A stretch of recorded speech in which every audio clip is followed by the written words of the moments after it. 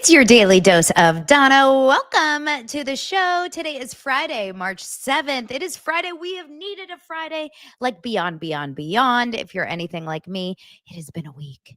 It has been quite a week. I am sorry for the delay. And I have furniture being delivered today, so I am feeling a little bit flabbergasted. That's not the right word. Flustered is the word I was looking for. I'm feeling very flustered because I'm feeling like, oh my gosh, I don't know when to start. They give you these windows, these stupid windows. I'm waiting for these windows to be a little bit more specific. At some point, we got to get these windows narrowed down to like more of a 30-minute window rather than these like 7-hour windows. They gave me a 7-hour window, and then it went down to a 3-hour window, and then it was a 1-hour window, but the 1-hour window keeps shifting. So I was like, okay, I'll wait to do my show until after the window. But then the 1-hour window kept moving, and they kept moving the window. And it's kind of like Blake Lively standards. They just keep moving and moving, and the bar keeps moving and moving. And now I'm like, you know what? I could have just gotten a show in. And so we're doing the show, guys. We're getting it in. We're getting it in, just like, that's what she said on a Saturday night. Welcome to the most exciting show ever. Why? Because it's Friday. My Shabbat shows are always the most fun. I hope you're here. I hope you're queer. I hope you're happy and ready to cheer. It is your daily dose of Donna.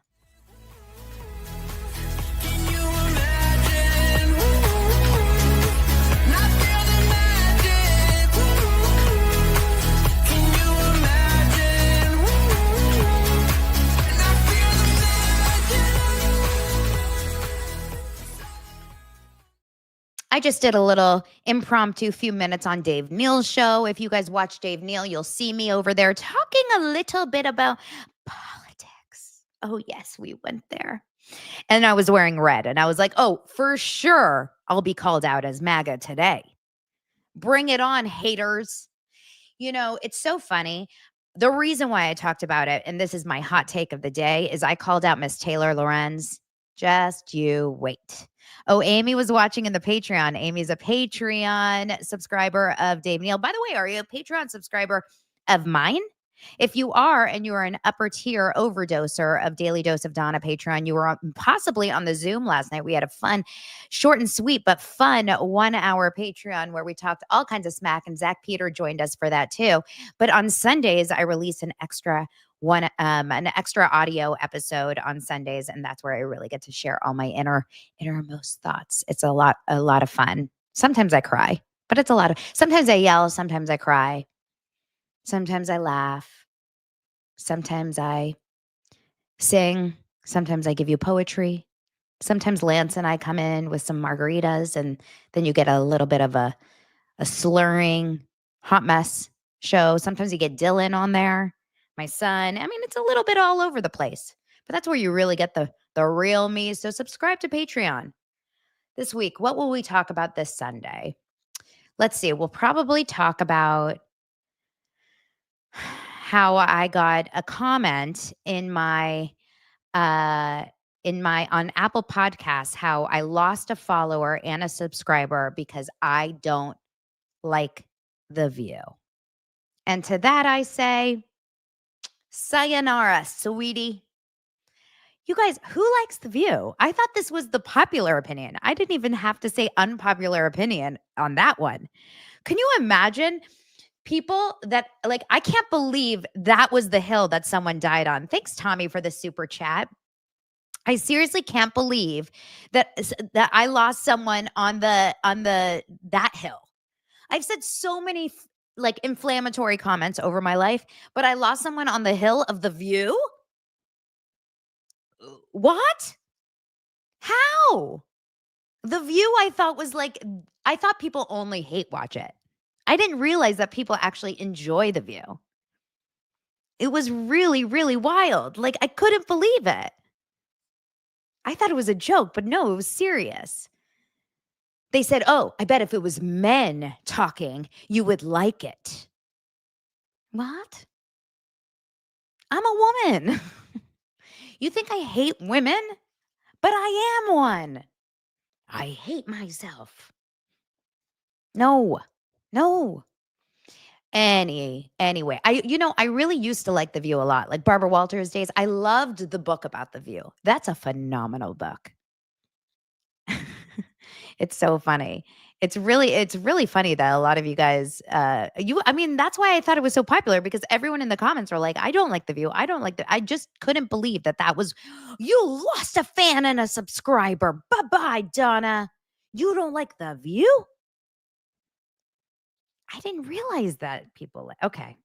So we'll move on and we'll talk about someone else that kind of irked me this morning. Her name is Taylor Lorenz. Taylor Lorenz is a former reporter for the Washington Post, and then she went on and did her own thing. She's really well known in the space of, I mean, she reports on like tech things, I guess. She used to, or I'm not really, I don't follow her that well. I just know she was really behind canceling Claudia Oshry from the Toast. She's very, very big on, listen, I think she's like a really, if I'm gonna be 100% honest, I think politically we are very much like we don't align in many ways. Like, I think she's probably super, like, we just probably just don't connect in a lot of ways. I think she's the person that had tweeted recently about how people are, let me try to find what she said about people that don't wear masks in 2024. She said something about this, and I'll never forget it. Masks. Oh, it was so good. Oh, yeah. In 2024 this is really good. And I'm sorry for those of you that like to wear masks still in 2024, but this is the one thing that I just couldn't believe that she actually said this out loud. This is December of 2024. She said it said uh, ex Washington Post journalist Taylor Lorenz claims people who don't wear masks are raw dogging the air. I'm sorry, I just couldn't. I couldn't handle it. She's a columnist who grabbed headlines for branding President Biden a war criminal, um, unleashed the foul-mouthed tirade Monday as she ripped criticism of her continued mask wearing during the ongoing COVID pandemic.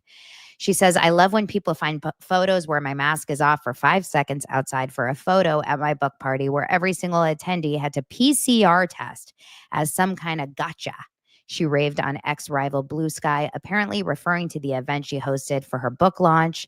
Planning a COVID-safe book launch took months and thousands of my own dollars, ensuring testing, outdoor space, far UV lights, and a litany of other precautions.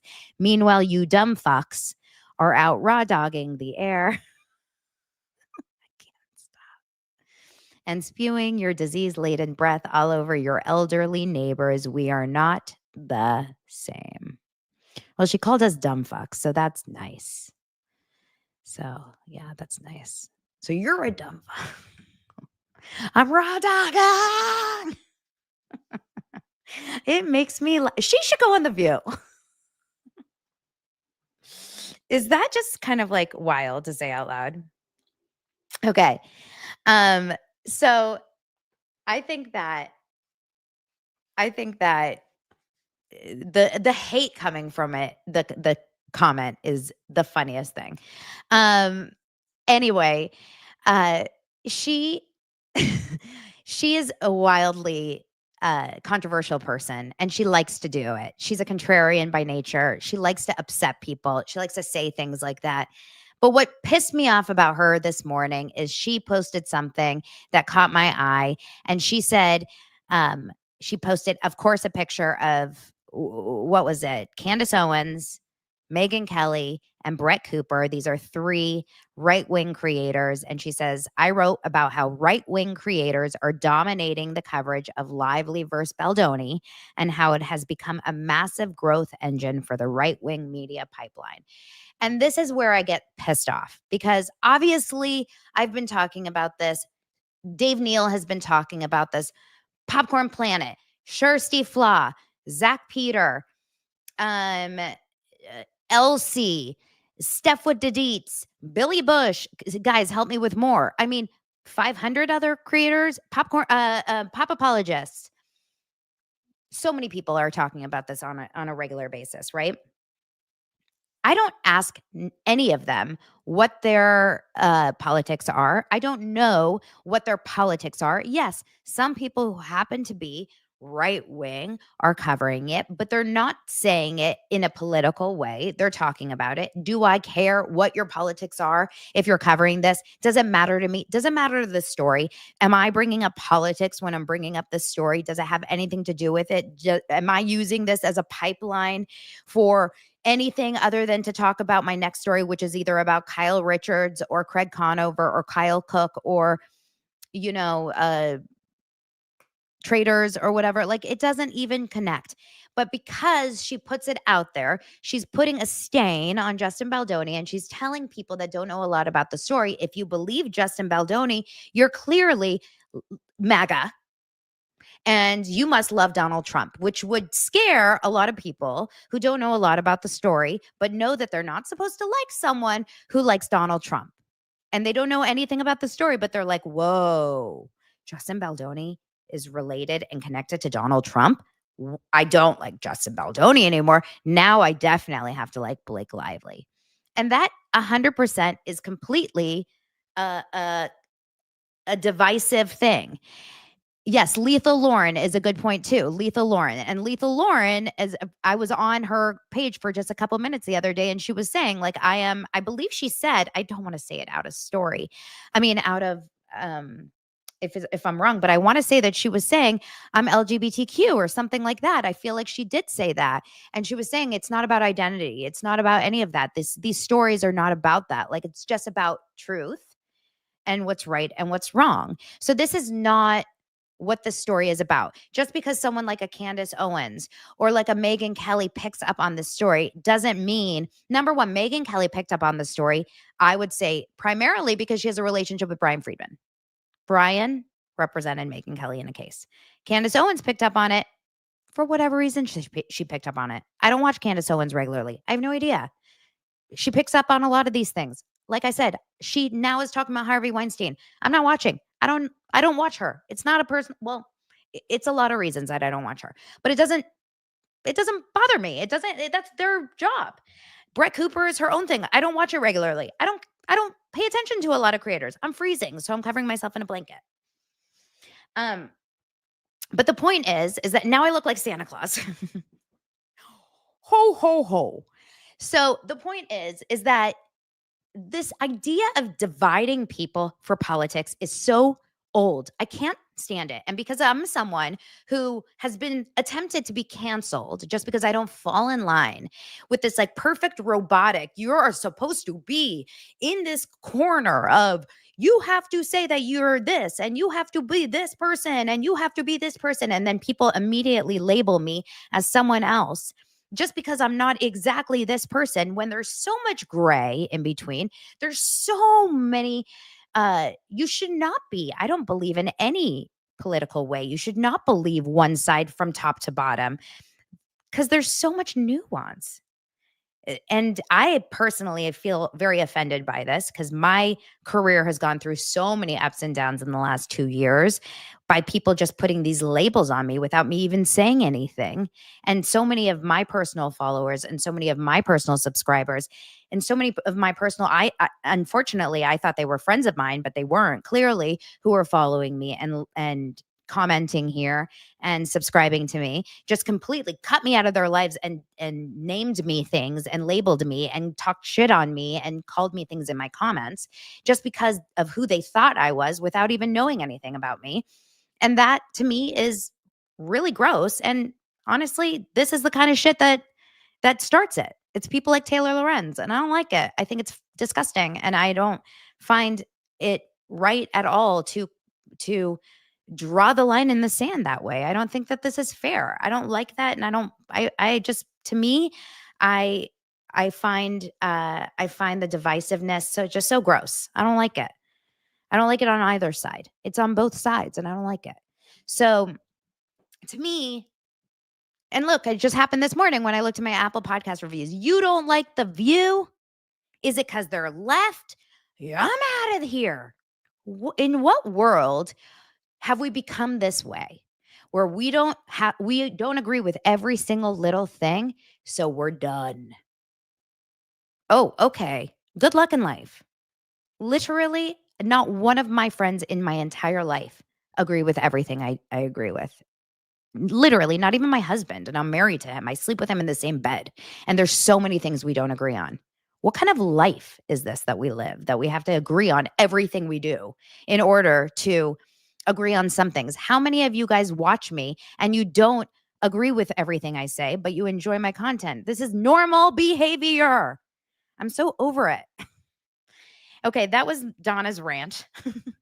Welcome to The View, Donna's View, paid for by, well, let's see who's sponsoring my show this week. Paid for by, this show is sponsored by HONEYLOVE. Well, actually, that was sponsored by VIIA, because feeling your best starts with the right products. And for me, that means VIIA. I am so proud that they are sponsoring this episode. If you haven't tried them yet, you're seriously missing out. Whether you need to unwind, refocus, or boost your mood, VIIA is here to enhance your everyday and night. Trusted by over 500,000 customers, VIIA is changing the game in natural wellness. Whether you're looking to sleep better, have better libido, guys, girls, maybe that's for you tonight. Maybe. Improve focus, recover, or simply relax, VIIA has a tailored solution just for you. With products ranging from 0 to high cannabinoid levels, VIIA lets you fully customize your experience to fit your needs. Whether you're looking to support your daily wellness routine, enhance focus or clarity, or unwind with deep relaxation, VIIA has you covered. From their award-winning effect-forward gummies to calming drops, every VIIA product is thoughtfully crafted, made with organic, lab-tested hemp source from trusted independent American-owned farms. And the best part, VIIA legally ships across the USA, discreet, direct to your door, no medical card required. And backed by a worry-free guarantee. Not sure where to start?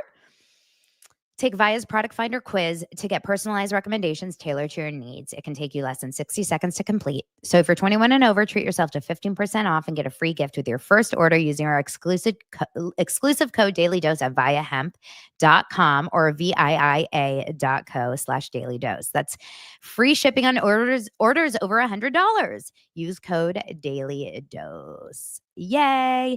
Okay, let's move on and talk about Blake Lively's first public appearance. And then we have so much other things to talk about. And we don't have that much time. So let's get through it.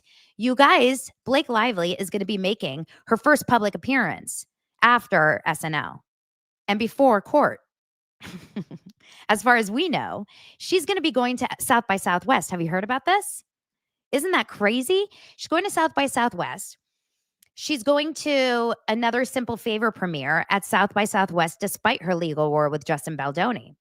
I was kind of shocked that she's actually going to do this, and I'm dying to know how much they're going to pay the crowd to not boo or not make any like sort of loud, how are they going to like deal with the crowd?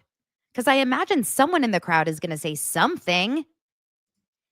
It says she's confirmed to attend the world premiere of her next movie, Another Simple Favor, which is going to be this Friday night. So what is that, in a week? Yeah, on the 14th. It has to be, right? It says director Paul Feig revealed that the troubled 37-year-old who's in the midst of a legal war against her, it ends with us, director Justin Baldoni will in fact join most of the cast already in Texas. Is that tonight or next Friday? How come it's not saying what this Friday night is? Does anyone know if it's tonight or next Friday? It says, hold on, let me see.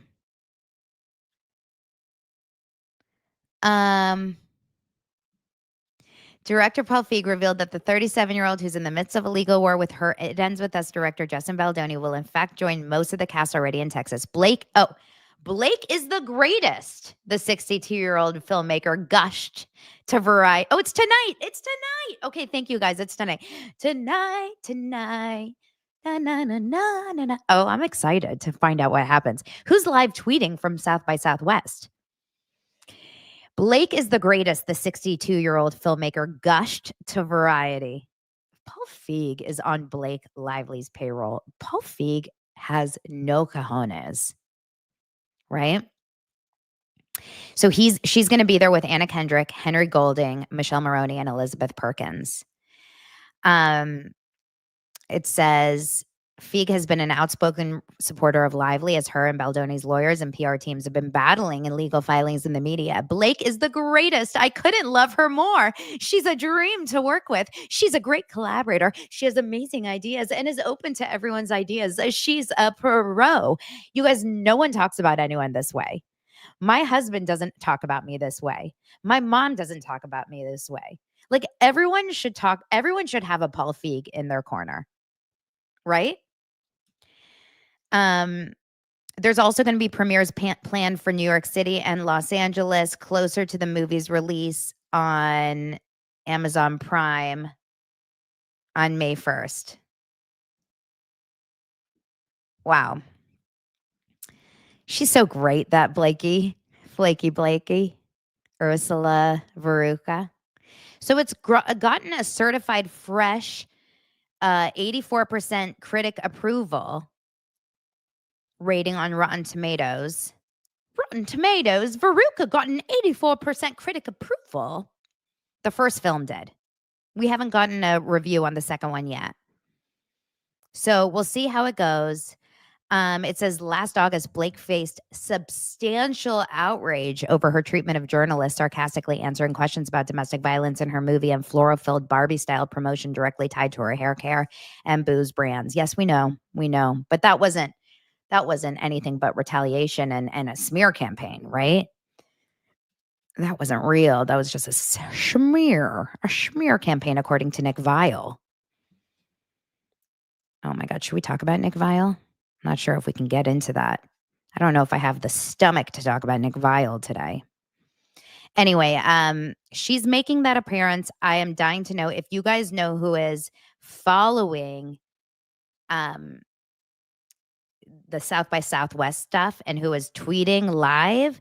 Please let me know. We need to be following that live and we need to watch. I think that it will be interesting to see from a live standpoint to know what is happening and what is going on there. It will be good. So, look, she has to show her face at some point. To not show her face for this live movie premiere would be a detriment for the movie and for her career and for her face and for her, for her career. For her to go, especially with Paul Feig, who is like her professional ass kisser, this is the perfect experience for her. I imagine Michelle Maroney, Anna Kendrick, and the rest of the cast, they're sitting there and they are like in severe media training of how to handle this situation. Every single person in the press is being told what they can and cannot ask. I guarantee no one is being told to ask any questions. Oh, Colonel Kurtz is there? Okay, I hear Colonel Kurtz is there, so we will be following this completely. Apparently, it's at 2:30 p.m. tonight, Pacific time, is when it starts. Okay, we will be watching it completely. And just to kind of wrap up a little bit more of the Blake Lively stuff before we move on to everything else, and for those of you that are like still asking me on Facebook, Donna, when are you going to stop talking about Blake Lively? Y'all, I'm talking about everything today, and every day I talk about other things. Don't worry, we're talking about Craig Conover and his secret addiction in just a second. So don't worry.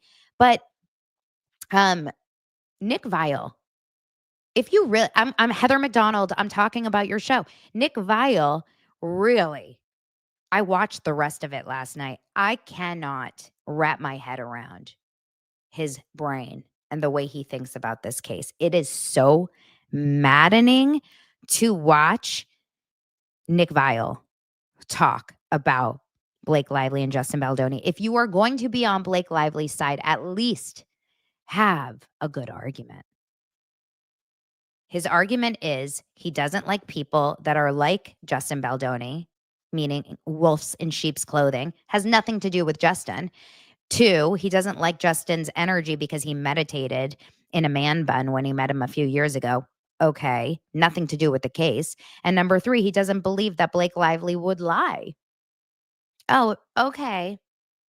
Why? Why? Interesting. Thanks, Salem's mom. Yes, Colonel Kurtz 99 on X. She and I and Zach, we all did our town hall last week. So we will be watching that regularly. I'll be keeping you guys updated over on my Instagram stories too, if I can. I'm going to be out and about with my kids, but I will try my hardest. You guys, exciting news on Monday afternoon. I was asked to do Billy Bush's show. So I'm going to be on Hot Mics with Billy Bush in studio with Billy Bush. Me and Billy. Maybe I'll take over with Billy Bush. Maybe it'll be Hot Mics with Donna Bowling and Billy Bush. Or maybe, okay, never mind. Maybe it should be Hot Mics with Billy Bush and Donna Bowling. What should it be? Should I pitch myself to take over with him? Hey, I'm Donna Bowling and I'm Billy Bush. And this is Hot Mics. I think we should do it. We're going to be talking, obviously. I sent his producer back a message and I'm like, just confirming we're talking about Blake and Justin, right? And he's like, that would be a good assumption. Can you imagine I come in there and he's like, no, we're talking about Iran. I'm like, what? Hilarious. Hilarious. Okay. Can we talk about Craig Conover? We have to. I'm so cold. I'm so cold in this room. It's freezing. It's freezing. Okay. A dose of Bush. That's our new show. Grab them by the bush. No, I love Billy Bush. Billy Bush takes on this. Well, the fact that he had Brian Friedman on was my intro onto this. I'm being called in as the expert on. Oh no, I'm sorry. This one. Where is it, Michelle? I've been called in as the expert on perineums. Listen, I've done my study on perineums. I know them front and back. And when he said he was going to tattoo a face on his perineum, he was lying. There is no such possible way to get a full face on a perineum. Ryan Reynolds' perineum is not large enough for a face. Daily Dose of Bush coming to you on Monday. I'll let you guys know when that link is free. Let's talk about Southern Charm last night real briefly. I was kind of shocked over a few things. Number one, it was a good episode. I cannot believe how embarrassing Shep acted and seemed in this episode. Wow. Wow. Wow. Wow. Shep. Wow. Just when you think it can't get worse, Shep made it worse. Oh my God. Oh my God. Oh my God. Oh my God. Oh my God, you guys. Looks like Elle's gonna win the prize. Name the musical. I can't believe it. This was so embarrassing. He's like, she didn't come to the yacht. She didn't join me she didn't sleep over. She didn't even kiss me on the lips. Do you guys think she likes me? I'm like, what? Shep, what? It was so embarrassing. So bad. So bad. He absolutely did not get it. But he still gave Sienna the megalodon necklace. And by the way, if a man who liked me gave me a shark tooth, and I'm sorry, no offense to any shark lovers out there, I would say, thanks. It's okay. But nothing that a couple drinks couldn't fix, because he was like, okay, off to Cuba. All good. Now, the other big story was Craig. Craig and Austin have had this like big, sorry. Let me put on my fake sleeves for this.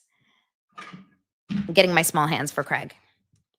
Craig and Austin were having a little bit of a dilemma in their relationship this last few episodes. They were struggling.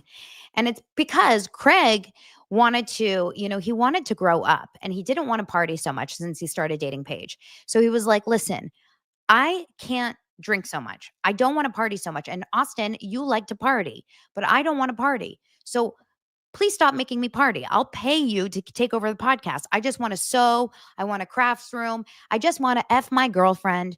I want to garden. I want to work with my bees and I want to swim. And I want to drink my NA beers, and I want to barbecue, and I want to make cheese plates, and I want to sew. And I want to F my girlfriend, who's not really into me, but I can't tell. I'm not so sure. She's not into me, and she's probably cheating on me, maybe, but I think she likes me and I love her. And Austin's like, dude, where do I fit in this? No, he doesn't have small hands. Austin's like, dude, where do I fit in this? Why don't I fit into this group? And Craig's like, Austin, I just don't get it. Like, you don't understand. I like you, man, but you make me drink. And Austin's like, I'm not telling you we have to drink. We can just go play golf. And Craig's like, but that doesn't like work for my image. And Austin's like, you're pretending to be someone, and what you're doing is you're trying to be this image. And what Austin didn't say was like, you're trying to be someone for Paige.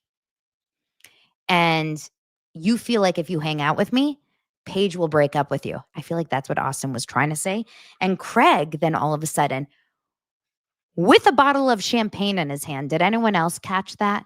He has a full bottle of Brut champagne in his hand. I wish I had one here. Imagine, oh, this is perfect. He has a bottle of champagne in his hand. This is a lover boy. So let's take his competitor. He has a bottle of lover boy in his hand. Okay. Small hands don't hold. Small hands are hard to hold alcohol bottles. Okay. Ah! Okay. So he's drinking his full bottle of champagne. And he's like, I am an addict. Did anyone else notice this? Did it not change the story a little bit more? He was drinking out of a full bottle of champagne, and he's like crying, I have an addiction. He's drunk throughout this entire conversation, and he's like, you don't understand, man. I can't go out with you because I am an addict. It was so strange. Did anyone else pick up on that? His sentiment was right. He was explaining how he was an addict. The problem was he was drinking the entire trip. Now, I do believe he does drink non-alcoholic beers a lot, and he does drink a lot of NA throughout the show. But on this trip and on this scene, he was drunk. It was so obvious. He was drunk the entire time, and he was drinking straight out of a bottle of champagne that was not non-alcoholic. He was definitely drunk and crying about his addiction. It was odd. It was odd. So they did make up. They did hug and cry. They did say, I love you. And Shep looked on from his drunk corner over there and said, man, I wish that was me and Sienna. And it was kind of a good moment. There was a little Venita and JT drama because Venita has been saying that she believes that the Bravo producers have screwed her over because JT and her had that conversation about the girlfriend after the Barbados or after the Nassau trip, but they put it on the show before. Now, Lance has said once you film a show, a reality show, they have free reign. They can do whatever they want, whenever they want. They can put whatever scenes whenever, and that's their prerogative.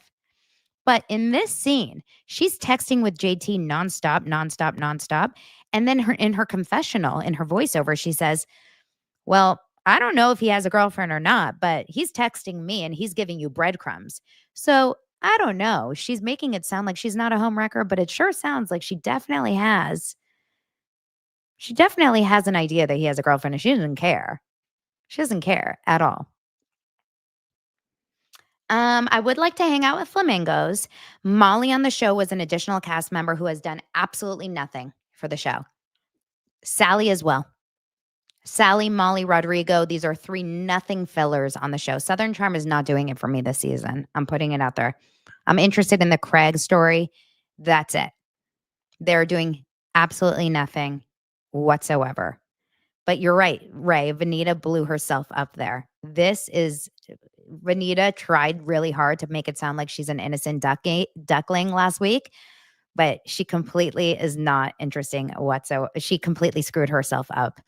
Now, what I found really interesting was the continuous story of Loverboy versus Spritz. Oh my God, this blanket is so huge.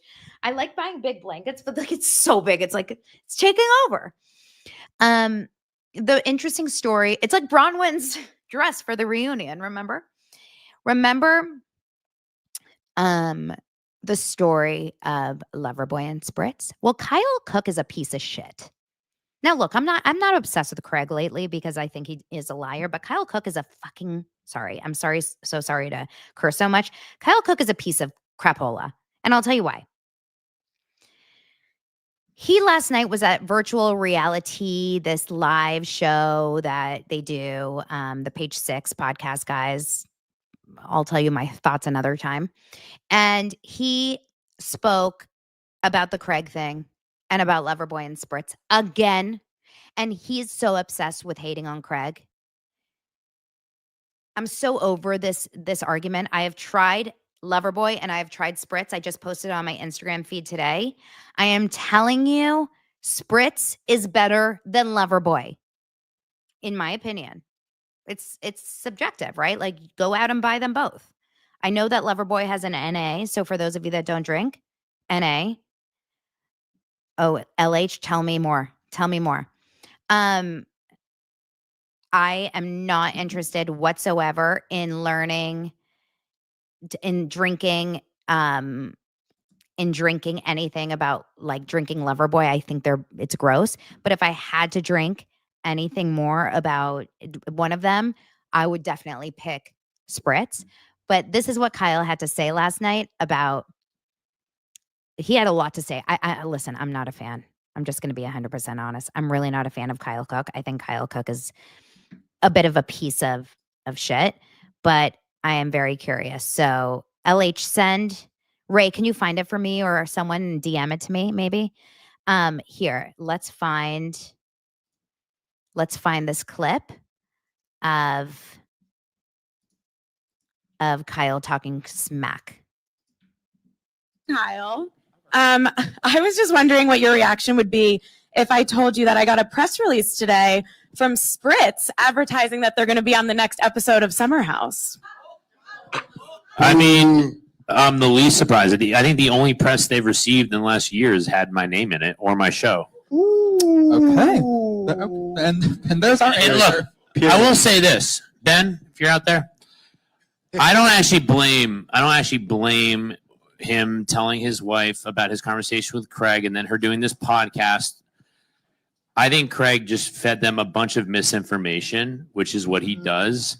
And I don't actually blame them whatsoever. So as far as I'm concerned, you know, Ben, Claudia, you guys are good. I don't mind anybody jumping into the alcohol space. It's really just when integrity, you know, is compromised is when I have issue.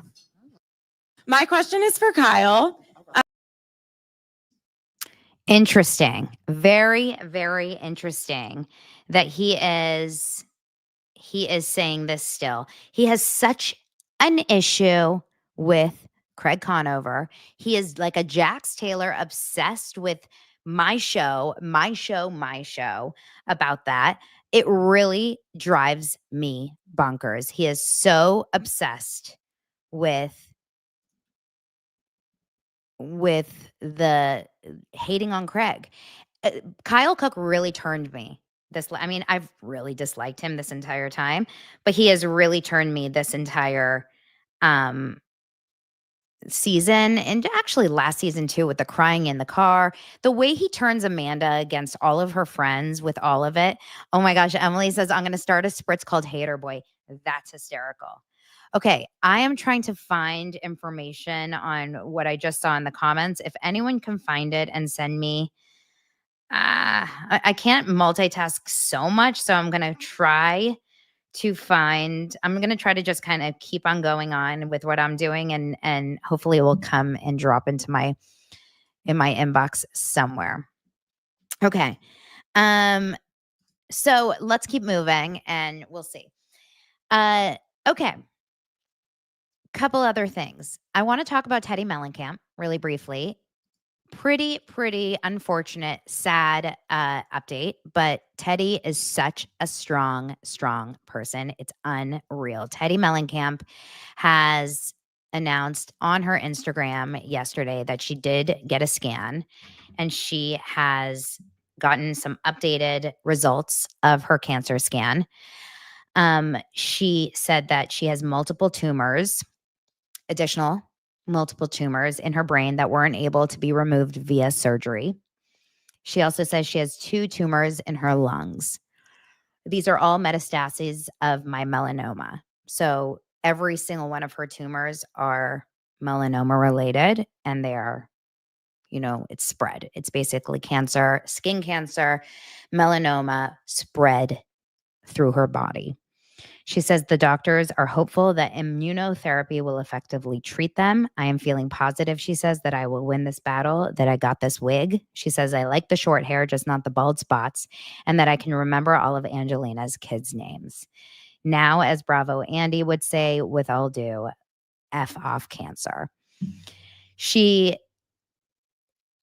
I have to say, I have never in my entire life seen anyone handle this shit like Teddi. Never in my entire life. And I'm hearing this firsthand too, right? I'm not even just seeing what I'm seeing on Instagram. I'm hearing it firsthand from our mutual friends. I have never seen anything like it. She is quite a powerhouse and a warrior. It is unreal. This girl's going to yoga. She is cold plunging. She's going in her sauna. She is talking positively. She's singing. She is strong. She is positive. There are people that would get news like this and they would fall apart. And maybe she has in a very, very private way. But according to the people that I know that have been with her, and according to what we're seeing online, we're not seeing it. We are not seeing it. It is unbelievable. And I hope that she's not just holding it in and pretending to be strong. I do think that this is kind of just who she is as a person, and it's pretty freaking inspirational. So for anyone out there that just has nothing but negative shit to say to her, you can go fuck off. Take your hate and send it to people that really deserve it. She doesn't deserve it. I am truly praying for her. She is honestly such a powerhouse, and really what a beautiful person to have to go through this with young kids and still remain a positive person. It's unreal. So I'm glad that we are all praying for her and hoping the best for her, truly. So I want to talk about some other things. I'm going to talk briefly about Traitors, but I don't want to do any spoilers. So, I'll talk about a little bit. I'm not going to do a whole recap, but I'll just mention it. But before I do that, I just want to talk about hers. So let's face it, weight loss can be overwhelming, and that's why hers is changing the game. A lot of you guys are asking me wow, Donna, you're looking snatched. And when I do my opening of my show, I have a couple little pieces of footage from last year. And there's a significant difference. I think I've lost 7 to 9 pounds from last year, which does, I would say, make a strong difference because I am fairly, I would say, shorter. I'm short. I'm 5 feet. So a few pounds do make a difference. And I want to attribute it. I've always worked out my entire life. But it really does come down to,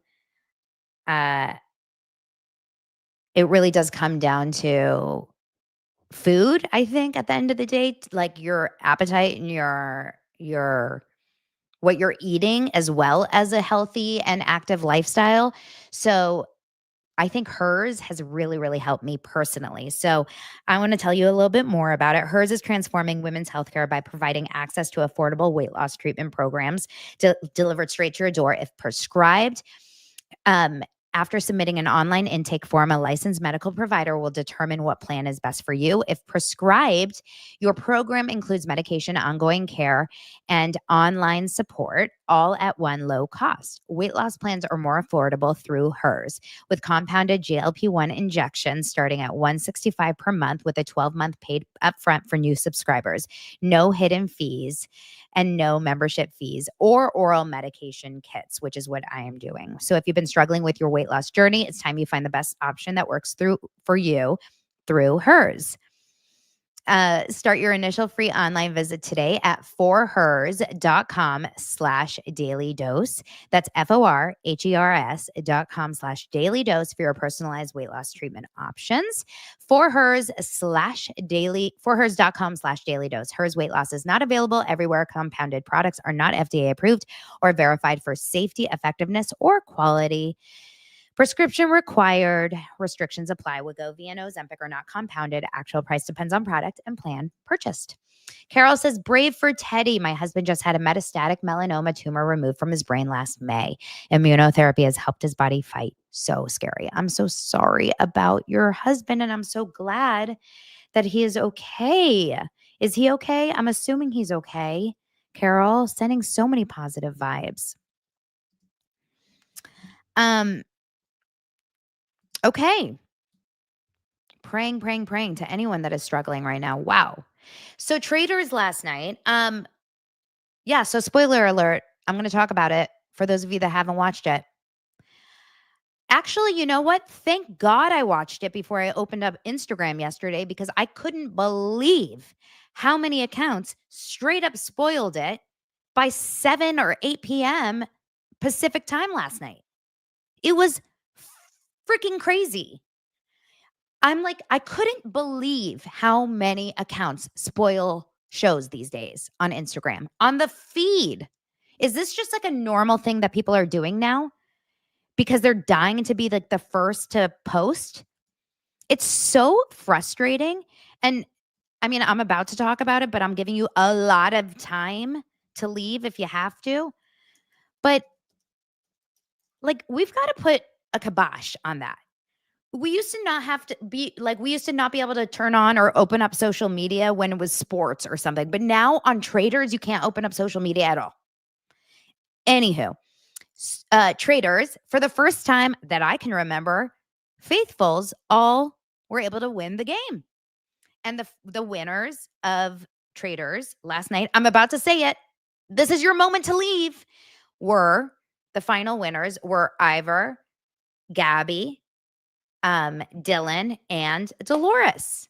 And it was a Final Four, and it was a good Final Four. It was a great team of Final Four. Dolores didn't really deserve it, I don't think, as much as everyone. Dylan is my favorite in the world, and Gabby. Dylan and Gabby to me are like such a final two. I think they are so great.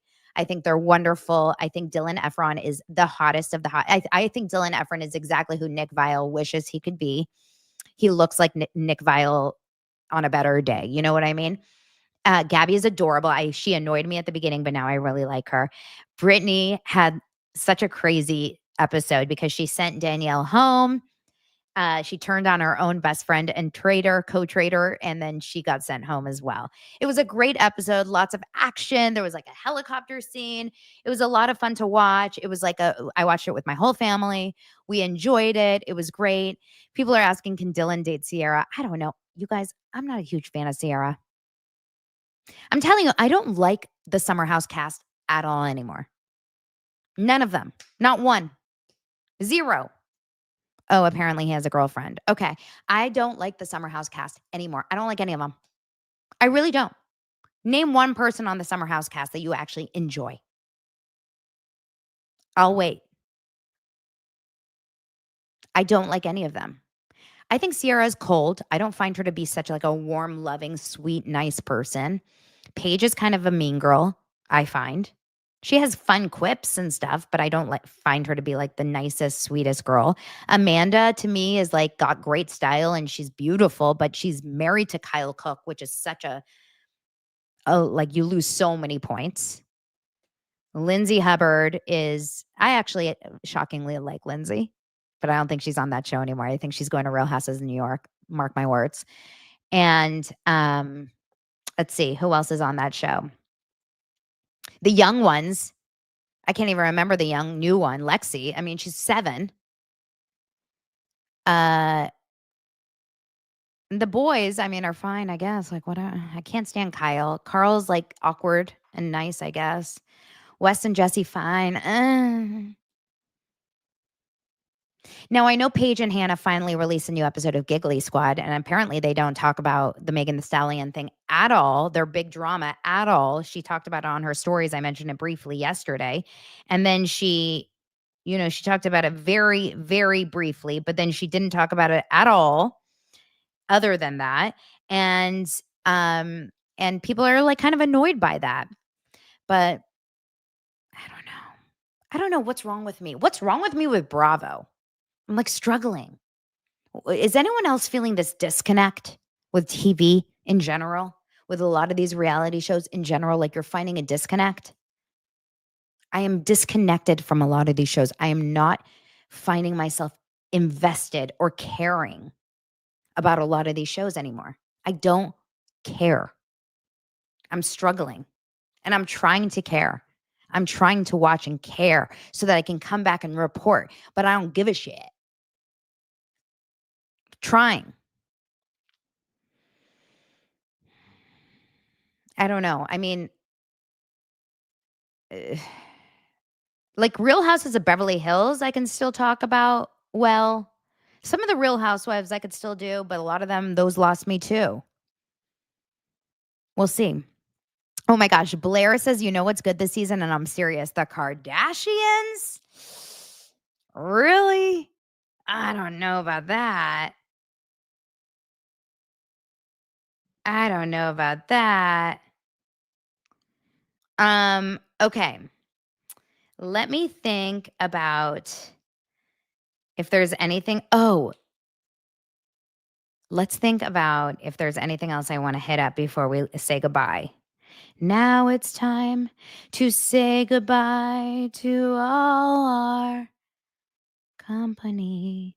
MIC. Oh, Meghan Markle. Meghan Markle's show is getting picked up for a 2nd season. And we are all shocked, but we're not because we all watched it. But we hate watched it, like The View, right? Did we all watch it? Because Zach Peter made us hate watch it? We did. We all watched it in shock that it was an actual show. And we thought that there was no way they were going to keep picking it up. But I think that they had a plan for it to keep coming back. Like she probably had some sort of multi-season deal. And that was why it was going to, always come back. She probably signed with some crazy, huge multi-season deal.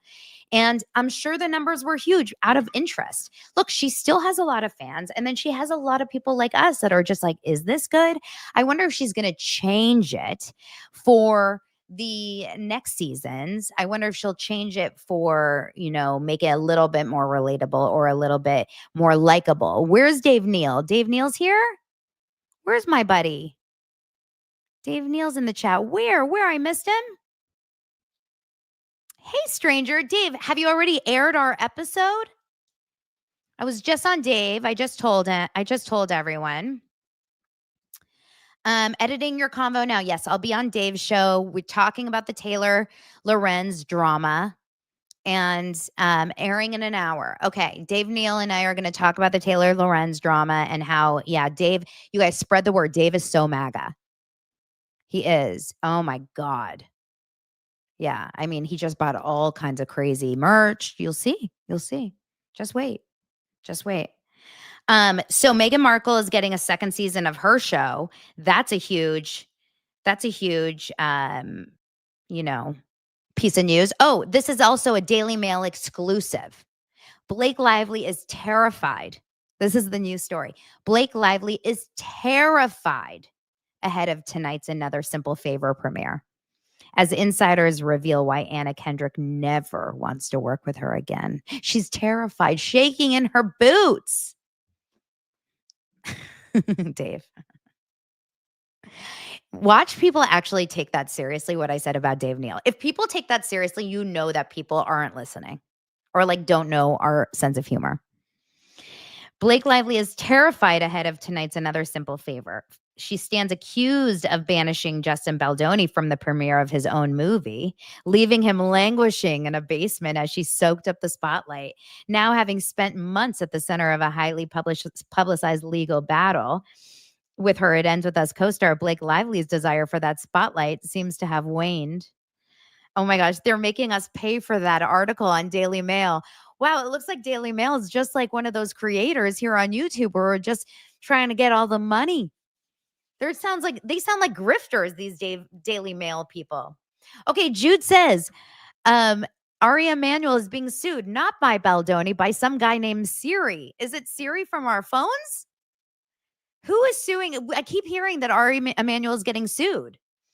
I need to know by who and by what. Ari Emanuel lawsuit. Let's find out together. Ari Emanuel lawsuit.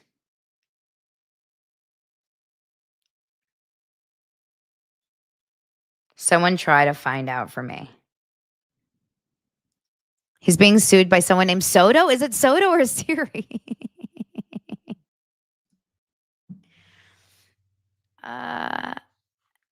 Stephanie says, only caught a few episodes, but Dave, you seem to me more of a toxic positivity workplace than MAGA, LOL. Dave, you're gonna be more of a we're gonna sue Dave for toxic positivity on his channel. Siri is a bitch and auto-corrected me, Jude said. Siri didn't want you to involve her in the lawsuit. Okay, you guys are going to find out about Ari Emanuel. Listen, Ari Emanuel is probably at the center of so many lawsuits. When you are the owner, or the CEO, or the head of William Morris, you're involved in so much drama. That's why I'm saying the Justin Baldoni baloney thing, as he likes to call it, is a nothing burger compared to the rest of all of this stuff. Like, this is a nothing thing. I think Siri's listening to me. Siri, are you suing Ari Emanuel? It says, I can't intercom contacts. What does that mean? What does it mean? Okay. I think that is the show for today, you guys. I love you very much. I hope everyone is doing phenomenal. I'm going to leave you for today before I go insane. And I'll talk to you guys later. I'll jump on here later of something huge. Oh, here we go. Thank you. Elise says the former William Morris unscripted guru has sued his former agency for $25 million, claiming he was improperly forced out and subjected to a campaign of lies designated to separate him from his clients. Oh, he was an unscripted guru? Soto? Oh my gosh. Soto? William Morris. Let's look this up. Who's Soto? You guys, what's his first name?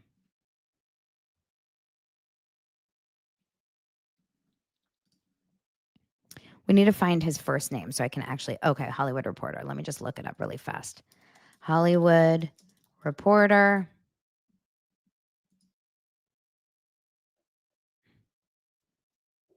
I'll find it for everyone. And we'll look at it together and then we'll be done. If I can find it.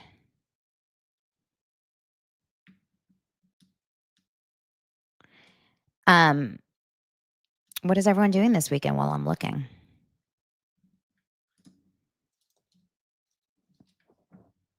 Search.